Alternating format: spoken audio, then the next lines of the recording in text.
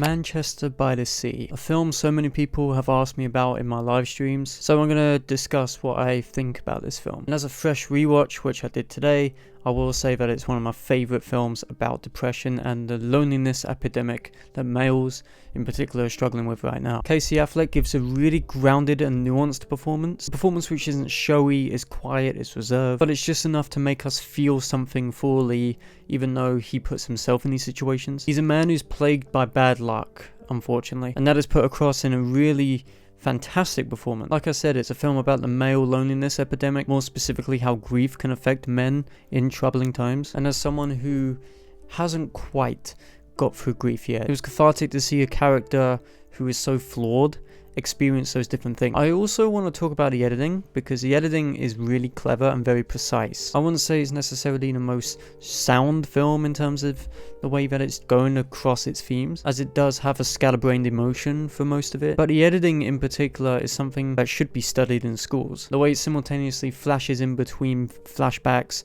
and the present day, it's just extremely clever. Look, is this film hard to sit through? Yeah. I'll go as far to say that it's probably one of the most emotionally devastating films I've ever had to sit through. But if you allow yourself to breathe in its air, its cold winter air, your heart will be changed forever. It's a painful experience, but it's an experience that we should all witness.